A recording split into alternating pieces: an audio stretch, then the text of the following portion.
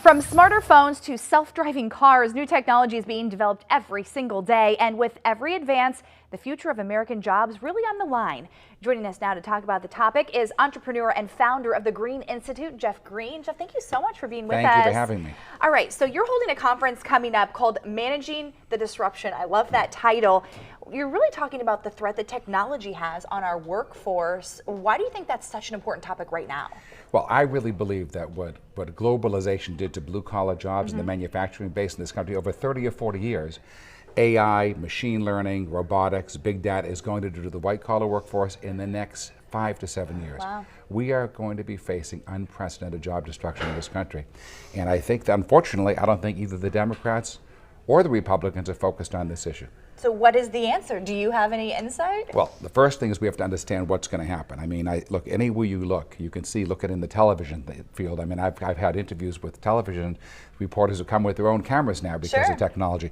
I mean, if you look at fast food, banking, we're going to have disruptions everywhere you go, and there's going to have job losses. So what we're doing is we're bringing together some of the brightest people in the world. We have Tom Friedman, the futurist Ray Kurzweil. We've got David Cameron's coming over. We're going to talk to him about Brexit and how this had an effect on Brexit. We've got Arnie Duncan, the last Education Secretary, Larry Summers, the former Treasury Secretary, all coming right to Palm Beach on Monday to focus on this issue.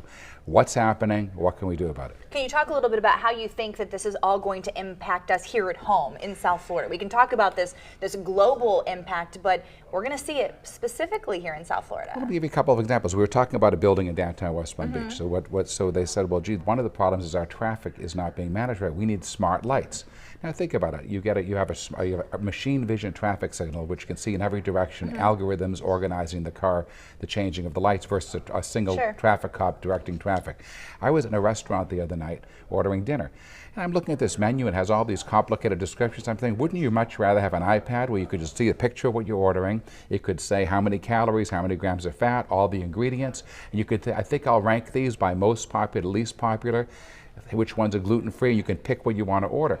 Tell me which does a better job, the AI of the iPad or the waiter. So if people are blind, if they don't understand that these kinds of jobs like waiter jobs, traffic cop jobs, just what's happened to toll booth operators, they're all going to disappear. We have to think of how we can reinvent an inclusive economy that includes everybody and works for America. And so when is this happening, and can people go? Is it free? Is it open to the public? What do you want people to know here? You know, look, it's pretty much sold out on I mean, I'm delighted it's sold out. We've had an enormous, crazy response. It's at the Tideline Hotel in Palm Beach.